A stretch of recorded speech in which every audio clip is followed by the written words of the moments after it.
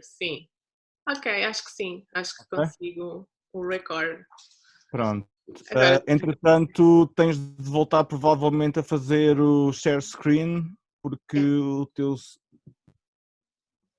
já está a ser cheirado. Yep. Ok. E, Não estou a ver a e coisa pronto, do record, mas estava a aproveitar aqui uma situação que estavas a falar desses workshops de imersão na cultura yeah. japonesa. Ahm, Ainda é uma coisa a combinar contigo, mas foi uma coisa que nós falámos no início, e permitindo, havendo abertura, digamos assim, destas coisas dos ajuntamentos e ser possível realizar as coisas em espaços, a Inês também realiza workshops deste género, e é uma das coisas que com a Inês nós gostávamos de concretizar também nos Trilhos da Terra. Por isso, se houverem interessados por aí, fiquem atentos que assim que a agenda e, e estas restrições todas permitam, é possível que comece a aparecer uma agenda cultural de atividades culturais com a Inês lá nos trilhos, certo? Yeah. Sim, Agora eu vou, então, onde as pessoas, eu vou onde as pessoas me quiserem. Agora não vou, mas normalmente vou. ok. Então peço desculpa ter interrompido Nada. e, e força, desculpa lá. Até já. Não sei vestir as pessoas de kimono, como está aqui.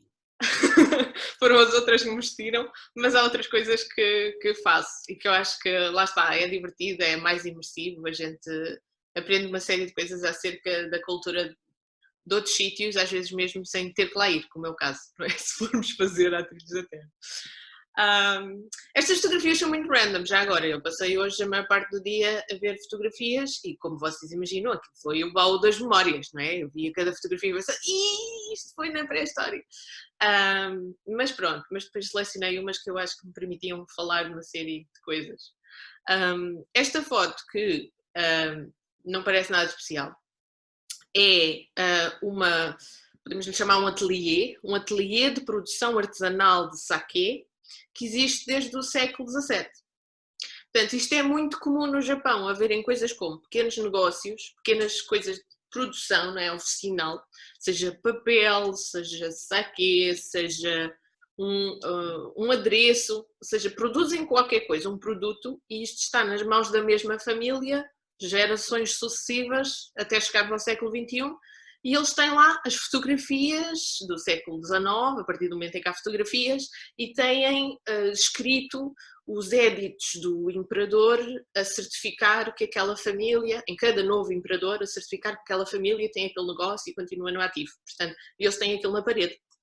Há uma marcação muito clara da antiguidade como uma coisa que dá legitimidade aos pequenos negócios. E este tipo de sítios deixa-nos visitar, esta é uma outra perspectiva da porta de entrada, sempre que vocês têm esta bola gigante feita de uma espécie de colmo, é uma matéria vegetal isto, não sei exatamente qual é o nome da planta, e depois tem aqui estas cordinhas de palha de arroz, sempre que vocês têm isto é indicativo que vocês estão num sítio onde se produz fermentação através do arroz, que normalmente é saquê. Também podem ser outro tipo de bebidas, ou shots, ou outras coisas, mas normalmente é versões de saquê.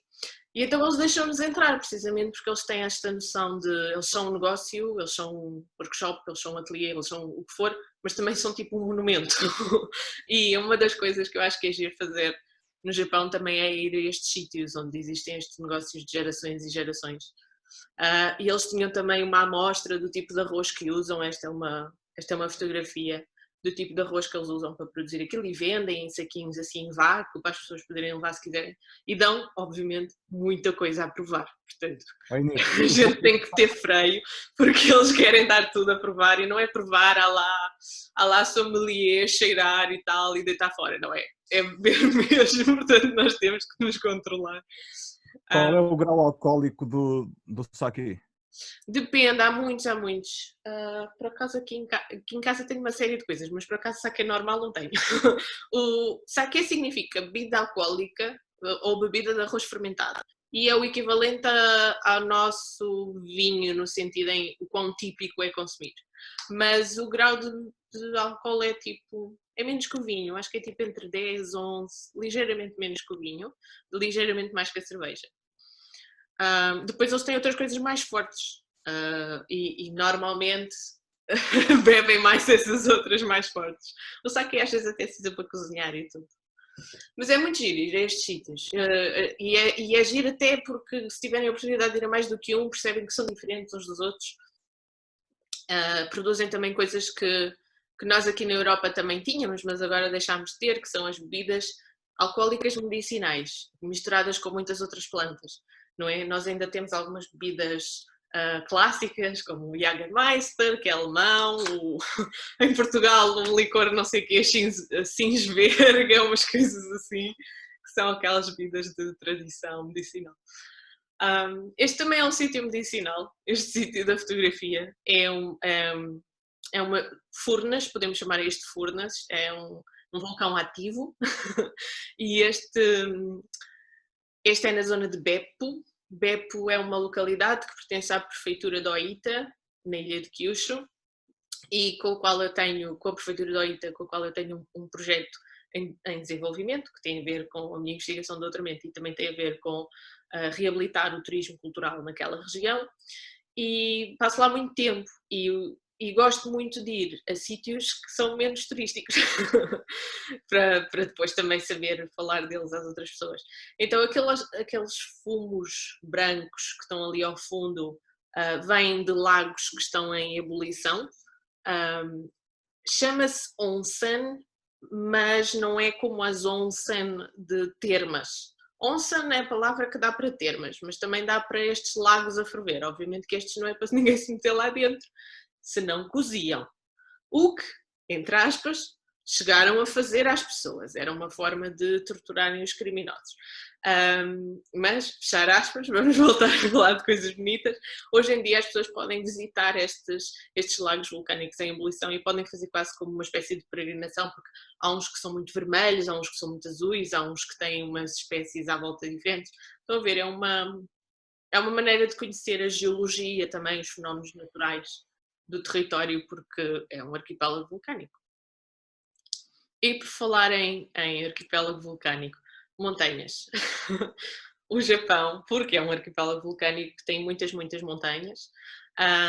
E uma coisa que eu gosto muito de fazer e que eu recomendo a toda a gente é caminhadas em montanha. Acho que é um país espetacular para se fazer circuitos de bicicleta, por exemplo, e caminhadas em montanha.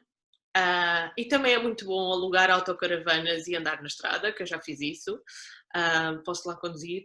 E também é muito bom fazer campismo, se forem com guias ou se vocês próprios conhecerem bem os circuitos. Acho que a vida na natureza lá, a maneira como as coisas estão todas preparadas para nos receber, os caminhos estão bem sinalizados, etc. Acho que é muito bom de fazer isto. Esta é uma fotografia tirada num trilho que é um trilho que se chama Magome Tsumago. Magome é o nome de uma aldeia, Tsumago é o nome de outra aldeia. Então é o trilho entre estas duas aldeias, que é mais ou menos 7 km. Portanto é uma caminhada que se faz perfeitamente bem num dia, parando para comer N vezes e tirar fotografias e não sei o quê. E que é acessível, assim, a cidade mais perto é Nagoya, acho eu.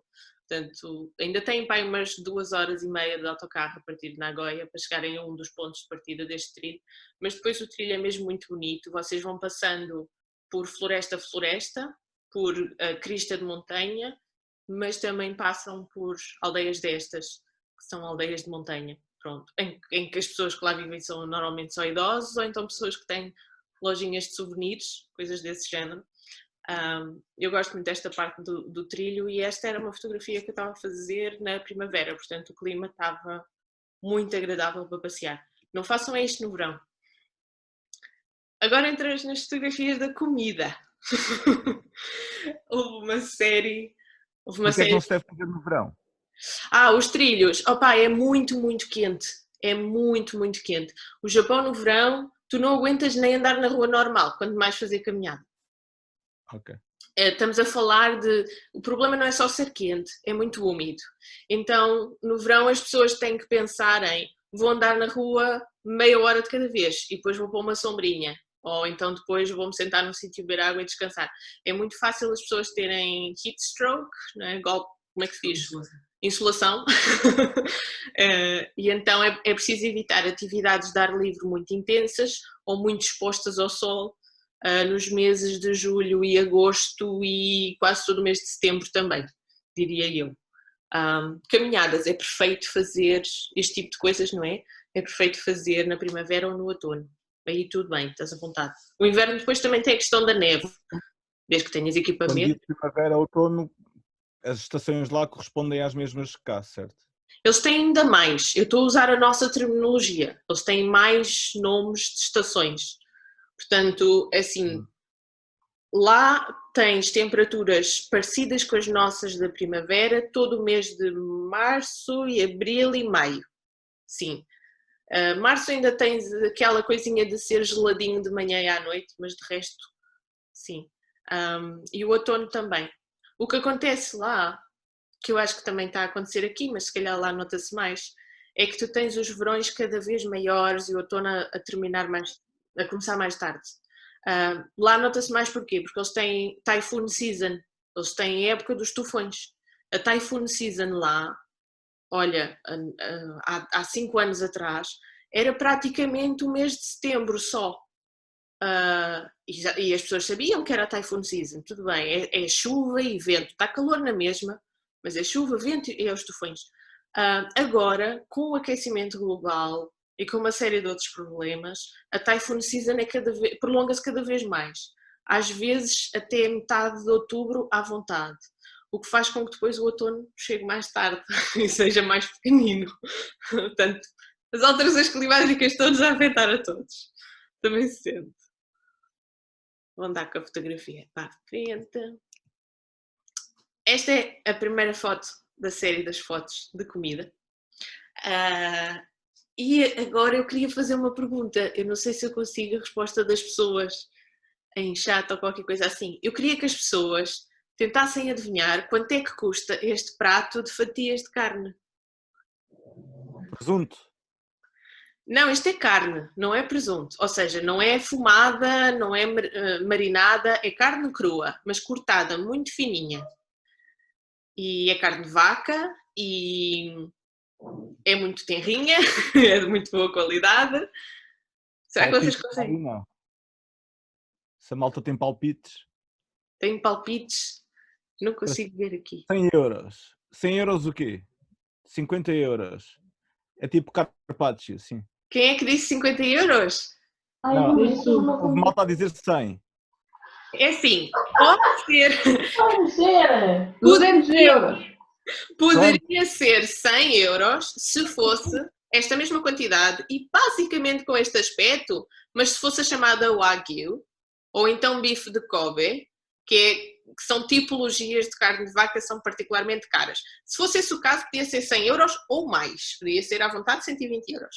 Mas este não é nem Wagyu, nem bife de Kobe. É uma carne de vaca de alta qualidade, mas é normal. E este sim foi 47 euros, este prato.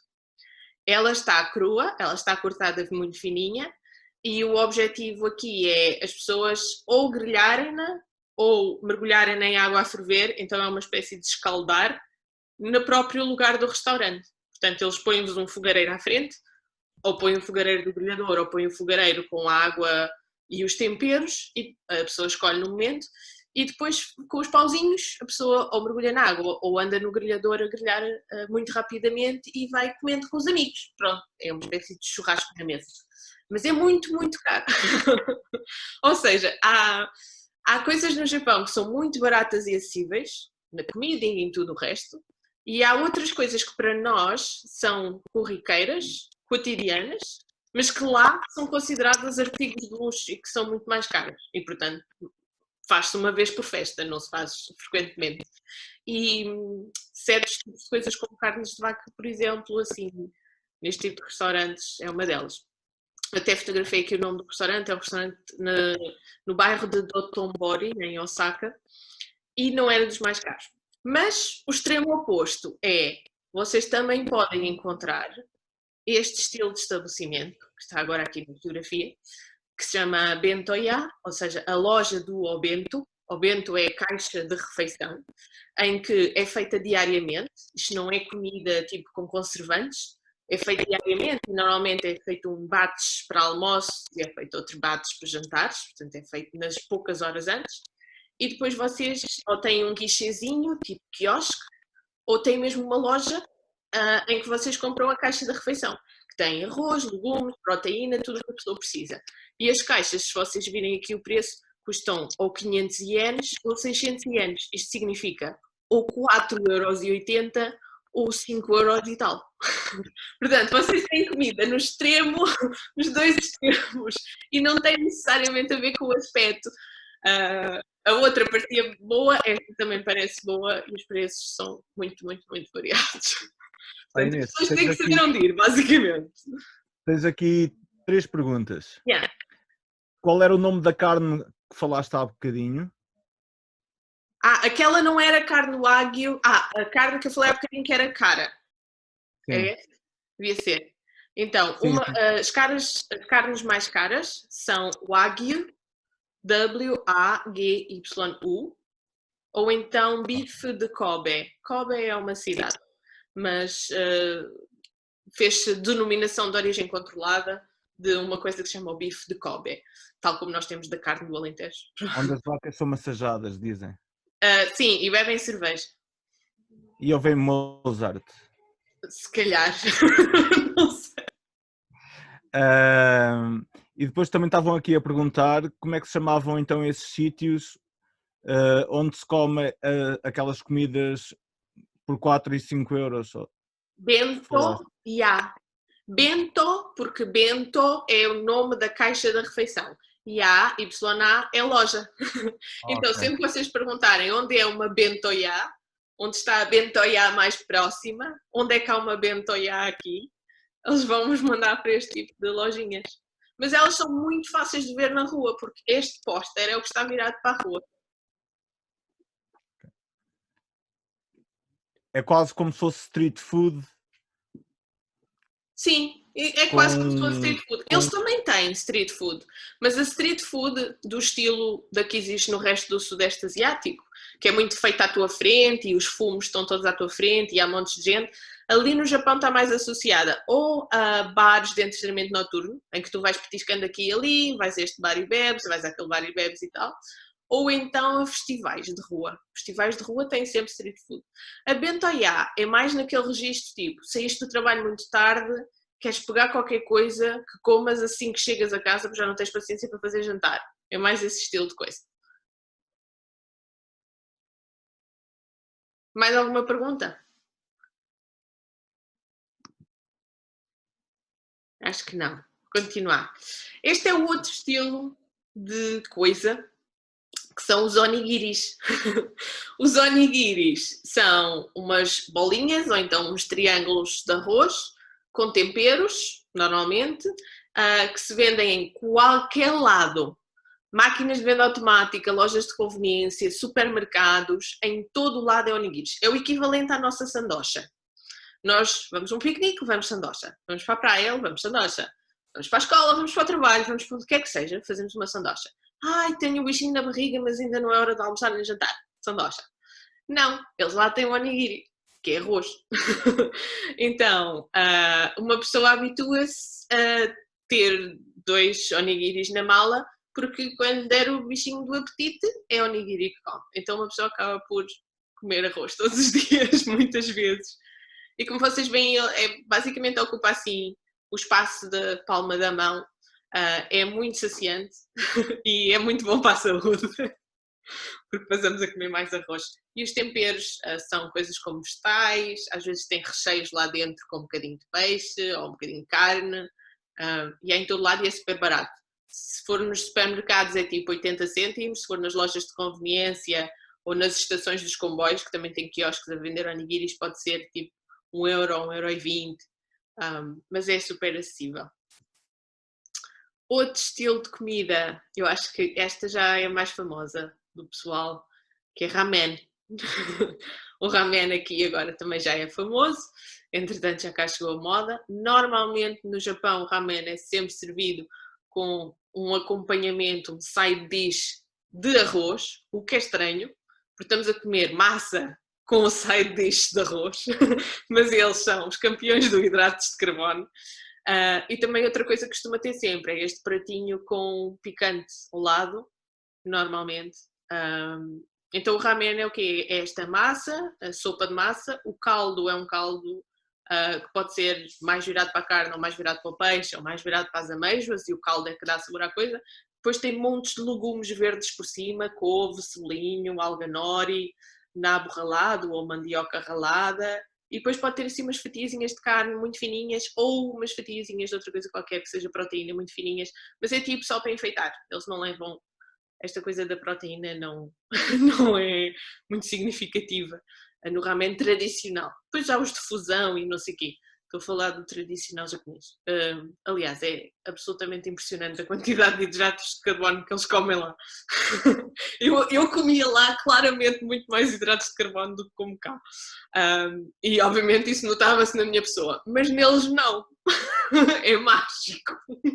Eles trabalham, mas não engordam. Que é uma coisa que eu não percebo como é que eles conseguem. Pronto, esta já é uma refeição mais fancy. É uma refeição de restaurante, não é particularmente cara. Isto é coisa para ter custado 15 euros, não mais do que isso, à volta de 1400 ienes. E é mais tradicional porquê? Porque os japoneses têm o que eles chamam washoku, ou seja, a comida tradicional japonesa. A refeição tradicional japonesa. A nossa refeição tradicional, digamos assim, seria sopa, prato e sobremesa, não é? Por esta ordem. Para eles, a refeição tradicional é terem um tabuleiro, mesmo que seja em cima da mesa, mas servem-vos o tabuleiro, com arroz, e está aqui o arroz. Depois tem a sopa, que é um caldinho de miso. Aqui debaixo têm uma espécie de pudim feito com ovo e com peixes cozidos, mas tem uma consistência de pudim. Eu não digo pudim no sentido que é doce, não é doce, mas tem uma consistência de pudim, mas é feito com ovo e com peixes e com caldos. Depois tem, neste caso, tem tempura, podia não ser tempura, podia ser legumes processados de outra maneira ou cozinhados de outra maneira, neste caso são legumes em tempura. E tem sashimi, mas podia ser sushi, ou sushi sashimi, ou qualquer outra coisa que fosse carne ou peixe cozinhado. Estão a ver? É mais ou menos essa a estrutura da refeição típica japonesa. E depois tem pickles, aqui pickles, e outros condimentozinhos. Eles têm sempre pickles e coisas fermentadas nas refeições tradicionais. Quem gosta desse tipo de coisas vai adorar. E esta, e acho que é a última da secção da comida. Olha, é naquele caminho de Magome a Tsumago, que eu disse nas montanhas. Portanto, nós caminhámos, e depois chegámos a um sítio para comer. E o sítio, a especialidade, era soba. E soba é esta, que chama-se buckwheat noodles, que eu acho que é trigo sarraceno. Então soba é um esparguete feito de trigo sarraceno, acho que não tem glúten, e é extremamente saudável, tem muita fibra, e depois é servido com legumes cozidos, pickles, fruta. É uma refeição que é saciante, mas também não é daquelas coisas que nos deixa com sono e tal, porque é para as pessoas continuarem a caminhar.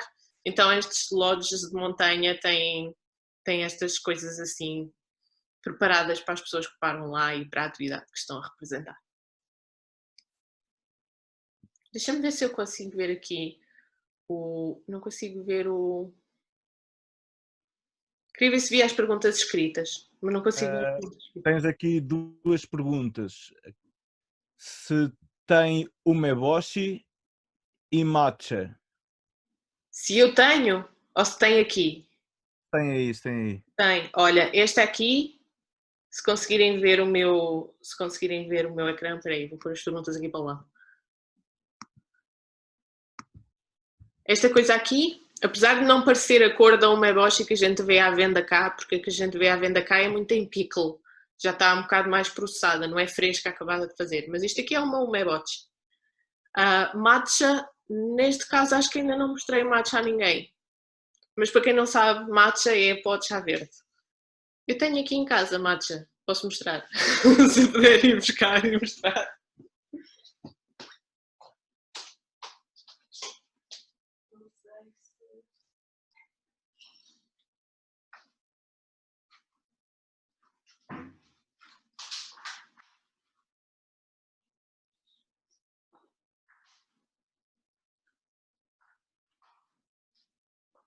Estou a voltar, não vos abandonei. Estou a regressar. Regressei. Então vou tentar mostrar aqui a câmera. Isto aqui é uma tacinha japonesa que eu trouxe lá. Matcha é isto.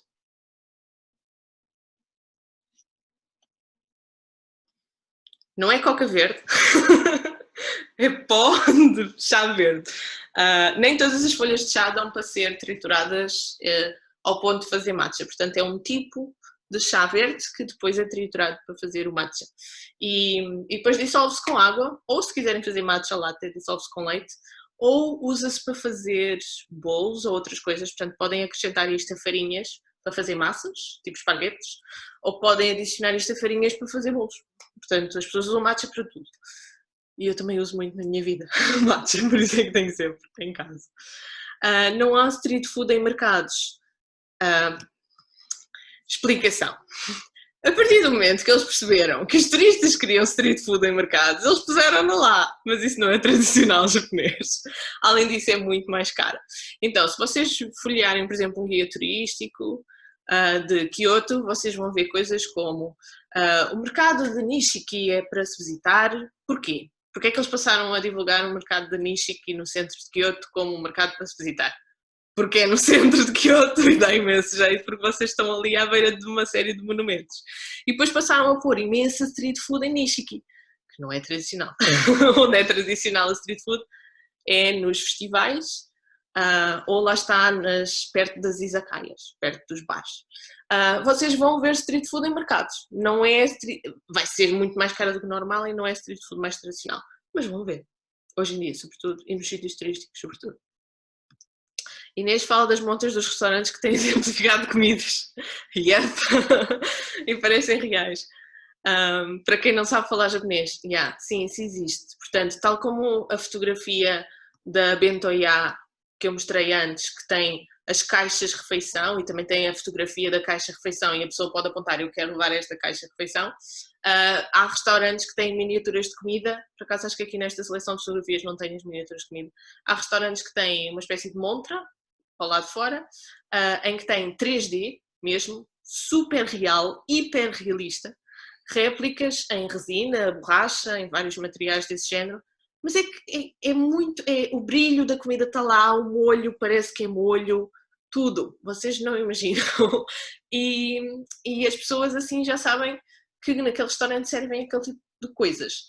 Claro que depois essas mesmas coisas que estão na montra do lado de fora também aparecem no menu do lado de dentro e quase todos os menus têm fotografias. E as fotografias são fotografias reais daqueles que eles estão a servir, não são diferentes daquilo que eles depois servem.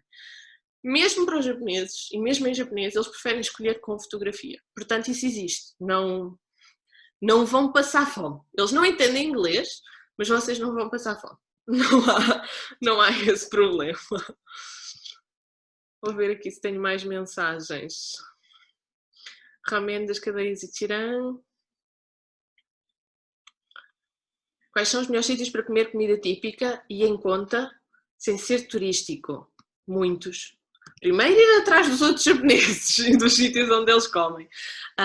Uma coisa que eu percebi é que é muito comum as pessoas terem horas de almoço muito curtas, que não são horas de almoço, são no máximo 30 minutos de almoço. Então, se vocês forem ao Business District de algum lado, né, se vocês forem a um sítio onde há muitos escritórios, muitas empresas, escolas, etc., onde as pessoas estão a trabalhar, e que às vezes é apenas 10 minutos a pé do sítio turístico propriamente dito, mas se vocês forem a esses sítios na hora de almoço, vocês vão ver as pessoas a terem que ir almoçar a sítios que servem rápido e que servem refeições que são em conta, porque eles estão a gastar o seu próprio dinheiro para almoçarem naqueles sítios. Então simplesmente vão atrás dos outros e comam onde os japoneses comem. Outra alternativa muito boa é irem a supermercados. Não é lojas de conveniência, 7-Eleven, Lawson, não sei o quê. Não é lojas de conveniência, é supermercados mesmo. Os supermercados são um pouco menos visíveis do lado de fora, ou então são, por exemplo, o nível da cave e da subcave dos centros comerciais, esses costumam ter supermercados, e nos supermercados também servem caixas de refeição pronta a comer e também servem imensas outras coisas frescas e frutas e tal, e ficam muito mais em conta, são mais frescos e há muito mais diversidade do que nas lojas de conveniência, acho eu. Comer em restaurantes é uma coisa que se faz tipo mais até para jantar do que para almoço e claramente vai ser mais caro. Aquela ideia de vocês estarem a ser servidos é valor acrescentado, portanto, vocês depois pagam isso. Desafio para a Inês, falar em japonês. Já sei que tem um belo British accent, não tenho nada. Está bem que aprendi lá, mas não é belo, é só não é nada. Falar em japonês, posso-vos tentar ensinar qualquer coisa. Então, uma coisa muito simples, que toda a gente consegue fazer.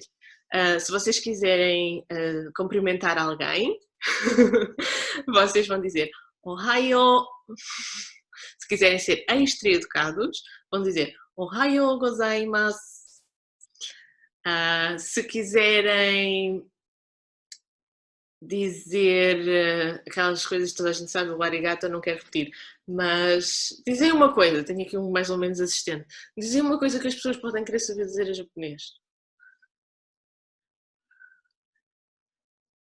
Não sei. Vai, que eu nem tenho ideia.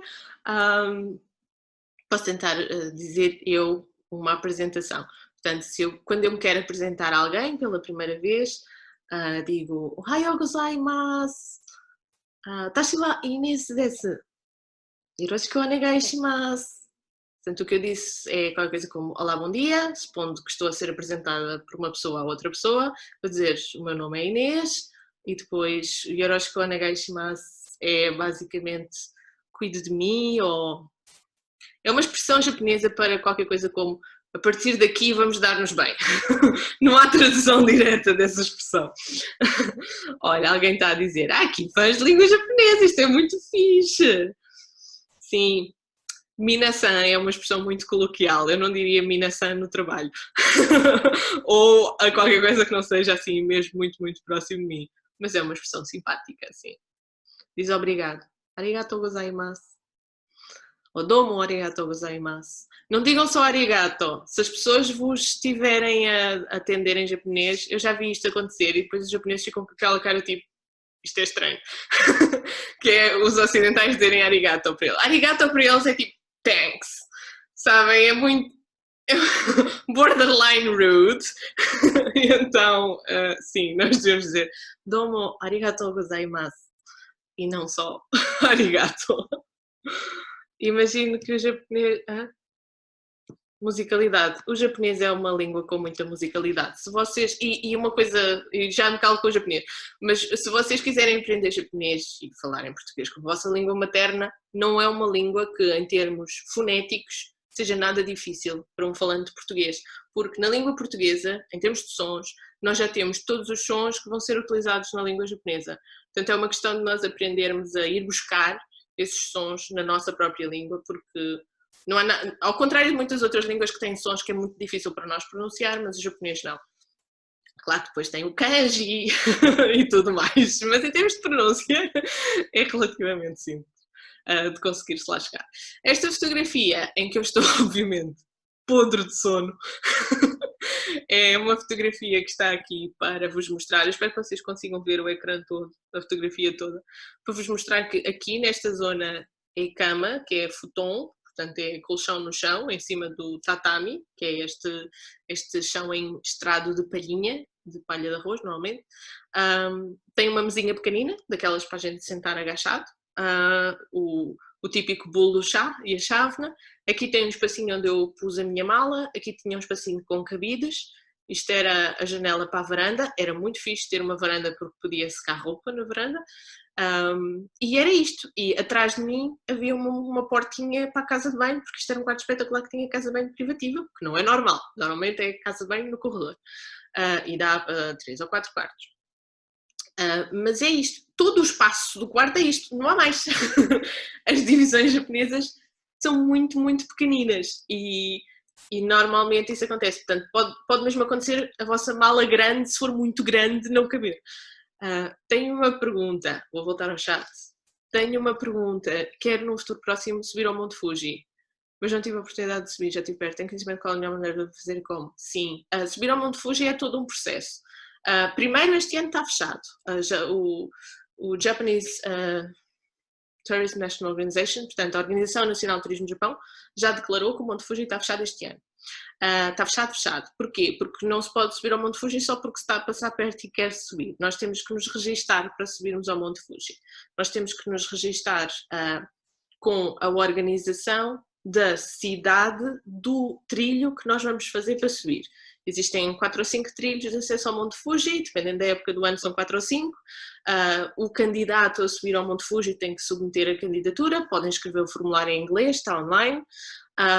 Depois essa candidatura vai ser entregue à Associação de Guias e aos guias intérpretes oficiais, que também são montanhistas, e depois eles voltam a entrar em contato com vocês, dão-vos feedback, dizem-vos da época do ano que vocês se querem candidatar, se está disponível ou não está disponível, se podem integrar um grupo pré-existente ou que existem guias para vocês contratarem se quiserem. Não podem subir sozinhos, não podem subir à maluca e não podem subir sem se pré-registar, porque há checkpoints nos trilhos e vocês têm que apresentar a documentação e portanto têm que estar previamente registados. O processo é basicamente esse, é muito English friendly, conseguem fazer online. Tem que ter um bocadinho de prática e o normal para quem faz isso é começar da madrugada, começar tipo às 2 da manhã e depois ir ver o nascer do sol lá em cima. Tipicamente é isso que os japoneses fazem, é isso que se faz no Monte Fuji.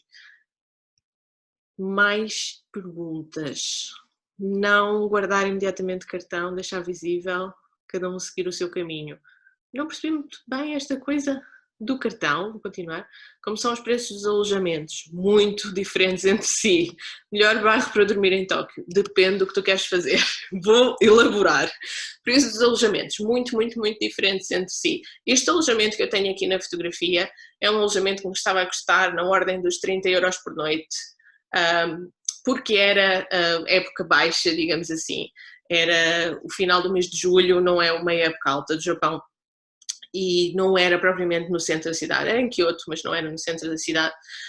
Eu escolhi-o porque ele tinha a tal casa bem privativa que era um plus, nem sempre está disponível. Então vocês conseguem este nível de alojamento, que é muito bom. O quarto tinha chão de tatame e cheirava maravilhosamente bem, porque isto dá um cheiro muito bom ao quarto. Tinha, como eu disse, varanda, portanto luz natural, espaço para estar varanda, porta fechada, super privado. Vocês, por mais do dobro deste preço, por 80 euros à vontade, em época alta, vocês podem ver esse preço num capsule hotel, chama-se hotel, mas não é hotel. Um capsule hotel, ou seja, um espaço de cápsula, é um sítio onde vocês não têm privacidade nenhuma, tem uma espécie de beliche múltiplo, às vezes com mais do que 2 andares, no máximo tem tipo uma cortinazinha, e não há privacidade nenhuma e as pessoas estão tipo em galinheiros. Os hotéis cápsula, chamados cápsula, são super populares com os backpackers, tornaram-se uma coisa que as pessoas gostam de fazer na sua experiência de visita ao Japão, tornaram-se populares, houve muitos youtubers a promoverem isso, houve muitos bloggers de viagem a promoverem isso, então a indústria dos cápsula hotel acabou por substituir-se à indústria dos quartinhos tradicionais para alugar nas casas das pessoas ou em pequenas guest houses, que é o caso deste, que ainda por cima esta era uma guest house que se tinha modernizado, porque tinha posto casas de banho em todos os quartos. Portanto, esses dois mundos, essas duas indústrias coexistem. Vocês conseguem coisas muito baratas e conseguem coisas muito caras e a relação qualidade-preço é extremamente variável. Aquilo que eu acho que, para uma viagem standard, que eu acho que as pessoas querem é terem conforto, pelo menos o mínimo indispensável para dormirem bem, estarem descansadas e no dia a seguir irem passear, irem ver coisas e estarem, não é, refrescadas, restabelecidas. Para isso, eu diria para guardarem um orçamento à volta de 50 euros por noite, em média, porque nos sítios vão ter que pagar muito porque é muito caro aquele sítio ou porque só conseguem hotéis mais tradicionais e noutros sítios se calhar conseguem mais guest houses ou conseguem outros tipos de programas de alojamento. Depende também muito da época do ano, depende de muita coisa, depende de muita coisa. Eu consigo fazer planos detalhados para as pessoas quando elas me dão mais detalhes, mas assim é difícil. A outra pergunta era o melhor bairro para ficar em Tóquio. Depende. Eu costumo escolher os alojamentos dependendo dos sítios que as pessoas querem ver e da rede de transportes. Ou seja, se uma pessoa quer utilizar determinada rede de transportes, pode escolher um alojamento que fica no final da linha que essa pessoa pretende usar mais E se calhar no final da linha que essa pessoa pretende usar mais, o alojamento é mais barato porque é mais longe do centro, mas está na mesma super acessível porque é perto dos transportes. Estão a ver essa lógica? Então, se as pessoas quiserem ficar em Shibuya, ou em Ueno, ou em Nakameguro, estão em sítios muito, muito, muito centrais, mas aí se calhar também estão a pagar muito e se calhar não precisam dormir ali todas as noites, depende dos programas que as pessoas querem fazer. Tóquio é gigantesco. Tóquio não é uma cidade. Tóquio são 23 cidades. Não são 23 bairros, são 23 cidades. Depois da Segunda Guerra Mundial, a reestruturação da cidade teve que ser inteiramente reconstruída, aglomerou 23 cidades pré-existentes. Portanto, a Tóquio atual é uma megalópole com 11 milhões de habitantes. É o mesmo que Portugal inteiro em Tóquio. Portanto, dizer um sítio em Tóquio para ficar é tipo dizer ficas em Braga e vais visitar o Alentejo. Estão a perceber? Não, tem que ser mais detalhado do que isso, os objetivos da pessoa. Vou andar aqui para a frente nas fotografias, mas entretanto também vou vendo as perguntas. Estou a gostar das perguntas. Esta fotografia foi uma fotografia que me tiraram a mim e depois mandaram. Como estão a ver, eu estava lá pequenina ao fundo, numa estação de comboio que é mais tipo apiadeiro. E eu pus isto aqui porquê? Para vos falar que nem tudo é super tecnológico no Japão. Há sítios que são assim arrabaldes, atrás do sol posto, não há ninguém. Para além do altifalante a dizer que vai chegar o comboio, e estes sítios assim no meio de Nhures, no fim da linha, é mesmo o fim da linha, então se acompanharem os carris estão a ver que a seguir há floresta no sítio onde devia haver carris, é o fim da linha. E este sítio eu acho que tem um encanto especial, eu gosto de andar por estes sítios e de recomendar este tipo de sítios às pessoas. Isto é um festival, já vou falar do festival, fico com a fotografia aqui que é muito gira. Quanto tempo antes de irmos ao Japão devemos enviar a candidatura ao Monte Fuji? O período de subir ao Monte Fuji, o período antes de subir ao Monte Fuji normal, sem ser 2020, porque não abriu e não vai abrir, o período normal é os meses de maio a setembro, depende um bocado das condições climatéricas e daquilo que eles decidiram que naquele ano a montanha suporta, porque há muitos, muitos, muitos visitantes e poluem, gastam recursos, etc. E então eles estão a controlar o número de visitantes. Lembrar também que o Fuji é Património Mundial da Humanidade da Unesco, então por maioria de razão é gerido de uma certa maneira. A última época para subir, a última saída dos trilhos do Monte Fuji, se eu não estou em erro, é em 12 de setembro. Depois disso, ele fecha. Portanto, a melhor altura para vocês enviarem candidaturas é no início do ano, por volta de janeiro, fevereiro, porque se vocês enviarem as candidaturas nessa época, vocês são avisados durante a primavera de quando vão abrir os trilhos e, portanto, nesses meses de julho, junho, mês 6, até setembro, podem visitar e podem subir ao topo do Monte Fuji. Há muita coisa para fazer à volta do Monte Fuji, muita coisa, sem ser subir ao topo do Monte Fuji. E eu acho que o melhor sítio para ver o Monte Fuji não é na subida do Monte Fuji, onde costumas alugar os teus quartos no Japão. Com que aplicações? Não uso aplicações, uso pessoas. Uso pessoas, não é uso pessoas, contacto pessoas. Quais as experiências dos transportes em Tóquio? Muitíssimo variável. O melhor é terem um Suica, que é um cartão pré-pago, e não têm que pensar mais nisso. Carregam o cartão e vão usando, porque há muitas companhias diferentes a operar. Em todas as cidades do Japão há. Então, normalmente os japoneses fazem isso, compram um cartão pré-pago, que vocês podem comprar outro cartão que não é o Suica, desde que tenha o mesmo sistema técnico, e depois carregam o cartão e vão gastando.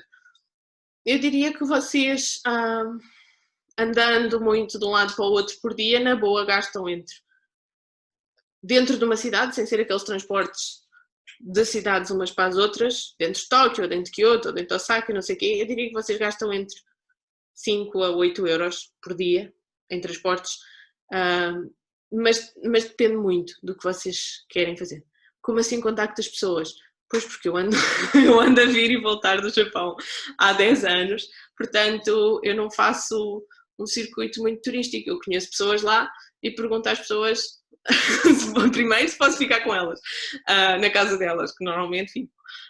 Ou então, o que é que elas me recomendam, onde é que eu fico? E eles dizem, olha, manda um e-mail para esta pessoa que tem uma guest house e é meu amigo. E a guest house deles é boa. Eu pago, não estou a dizer que são borlas, não são, mesmo quando fico na casa das pessoas pago, mas a questão é que me recomendam de umas para as outras. Imaginando que não conheces ninguém, eu acho que o melhor é arranjares um consultor que conheça e que te saiba recomendar de acordo com o itinerário que queres fazer, portanto os sítios exatos que queres visitar, qual é o melhor sítio para ficar alojado, ou seja, fazer um itinerário pelas coisas que queres ver e decidir os alojamentos de acordo com as coisas que tu queres ver, por uma pessoa que saiba o que é que existe, onde é que existe, quanto é que custa e qual é um bocado a tua pinta e a pinta daquele sítio, fazer corresponder a pessoa ao sítio, porque há muitos tipos de alojamentos diferentes, há muitas experiências de estadias diferentes, é muito mais diversificado do que a Europa e eu acho que é importante ser alguém que conhece e que te pode recomendar e dizer-te, olha, queres ir a este sítio? Por exemplo, agora com a pergunta anterior, o Fuji, uma pessoa quer estar na zona do Monte Fuji, quer ver uma série de coisas à volta do Monte Fuji, quer ver o próprio Monte Fuji, mas quer ver coisas à volta do Monte Fuji, naquela zona. Então eu acho que deve ficar alojado aqui, porque tem bons acessos, porque calha em caminho, etc. Portanto, é muito de acordo com quem conhece. Eu não queria falar muito do meu trabalho. Eu, no final da conversa, se alguém quiser saber, eu posso falar mais do meu trabalho. Mas uma parte do meu trabalho agora é atender as pessoas nesse sentido, ajudá-las a fazer estas escolhas. Sim, então vamos continuar as fotografias. Esta foi uma fotografia que eu gosto muito. Eu gosto muito desta fotografia porque para mim ela é muito multissensorial. É uma fotografia que eu tirei quando estava no meio de um festival que é em honra da colheita do arroz e, como vocês veem, são simplesmente pessoas normais. É o equivalente às nossas procissões. Estão a ver as procissões da terrinha.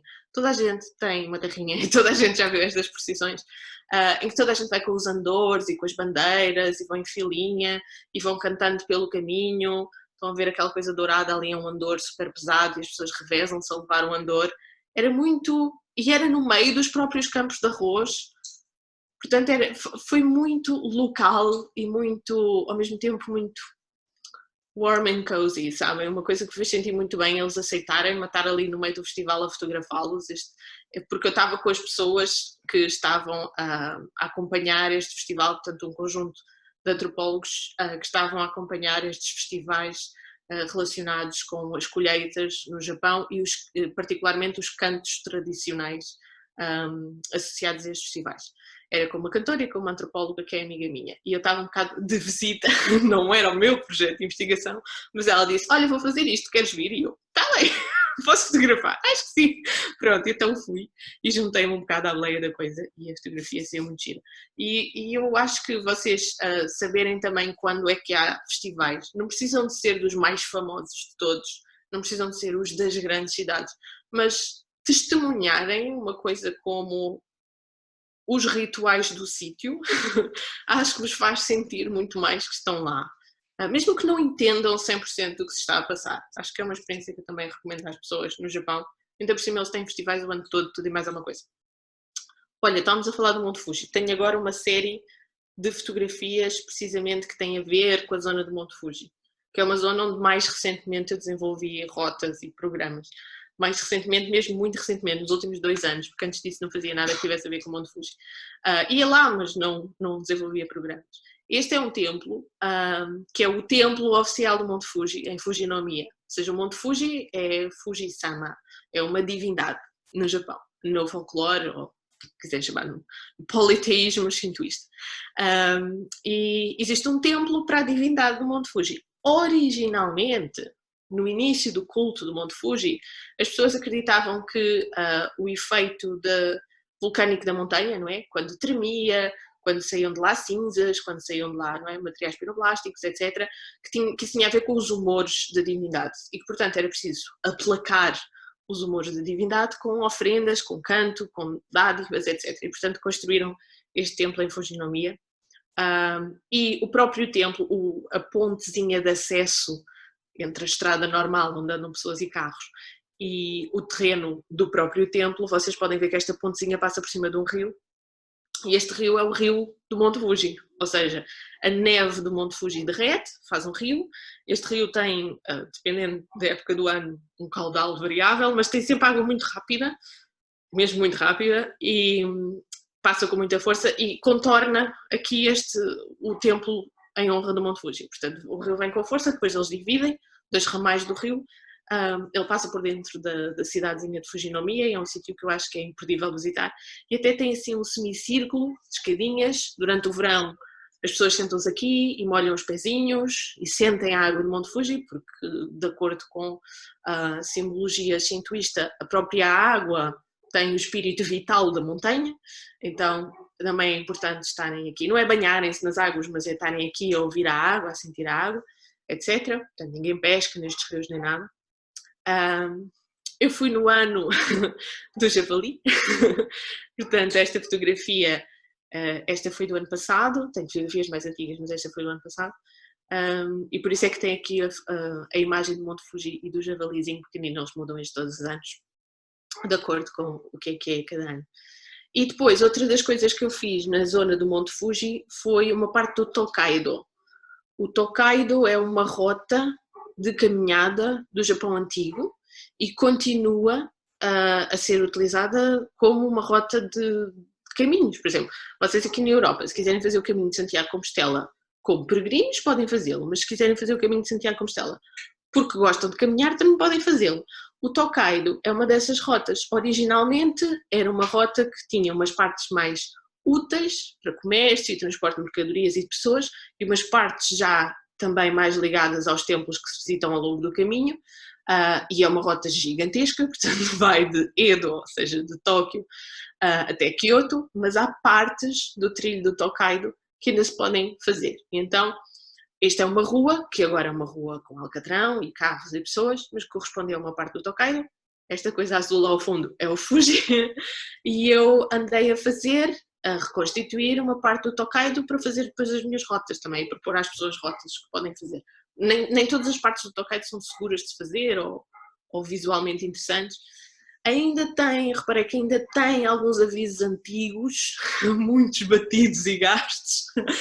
Obviamente só está em japonês, porque isto já está feito para os japoneses, mas pronto, mas eu andei a fazer para depois estar acessível a outras pessoas.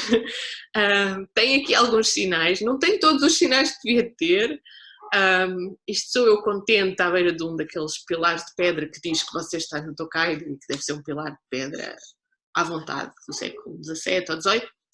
Provavelmente 18, então estou toda contente porque significava que estou no caminho, porque isto houve nas primeiras tentativas que eu fiz e a tentar mapear, não havia bases de dados, andava em cima do equivalente dos mapas do exército, nem era Google Maps, é mesmo com desenho de papel a reconstituir o caminho, então perdia-me, depois encontrava-me, etc. Então estava muito contente desta fotografia, porque tinha encontrado o marco.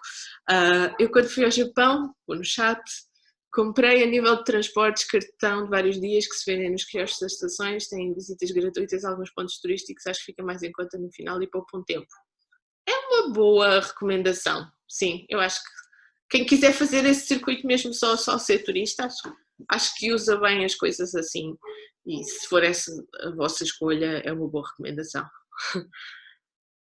Agora, continuando aqui as coisas à volta do Monte Fuji, há muita gente que já deve saber que é popular ver o Monte Fuji quando vocês fazem o percurso do Shinkansen, portanto, quando andam no comboio bala entre Tóquio e Kyoto, há uma determinada altura em que vocês veem o Monte Fuji do Shinkansen se tiver bom tempo, também não é sempre. A tal ponto onde passa o Shinkansen é esta ponta aqui de ferro esverdeada. E eu queria fazer ao contrário, porque então, o tempo que vocês têm para ver o Monte Fuji no Shinkansen é tipo 2 minutos, ou menos, que é a passagem da ponte. Mas eu pensei, vou caminhar neste sítio e vou ver as coisas com mais calma. E então eu estava a fazer a parte do Tokaido, até cheguei outra vez ao Fujikawa, ao rio das neves do Monte Fuji. E depois também consegui finalmente chegar a uma parte do caminho que era mais visivelmente marcada, que era este aqui, que estão a ver a seta no chão, que este já está mais bem marcado. Portanto, na foto anterior eu tenho o Fuji nas minhas costas, digamos assim.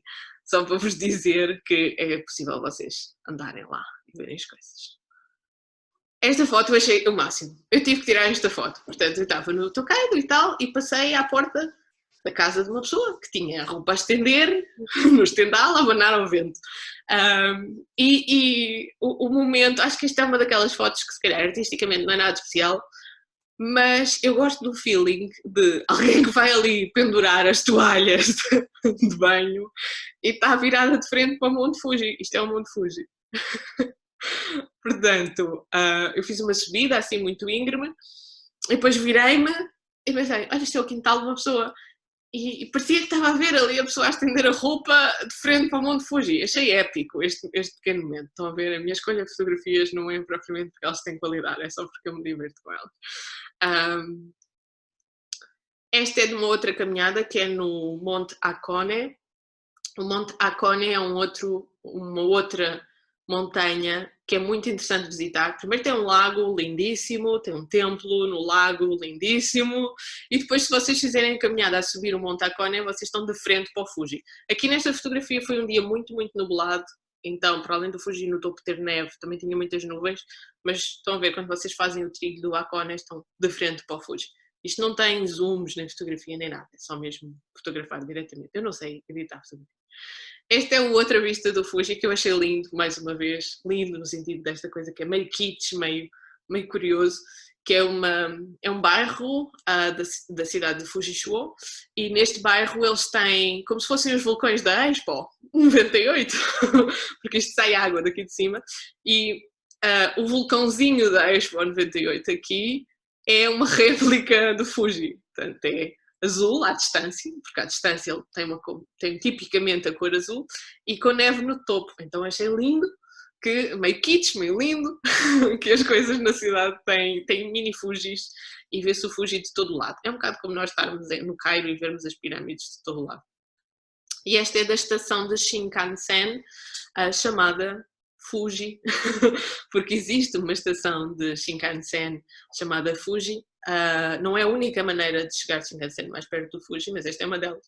E da própria estação vocês veem isto. Mais uma vez, o normal é vocês verem a silhueta azul e as nuvens por cima. Todas as outras imagens que vocês veem circular na internet são uma mistura de um dia de extrema sorte, ao fim de muitos dias a tentar, com alguma pós-produção na fotografia, porque o normal é verem esta silhueta azul e as nuvenzinhas por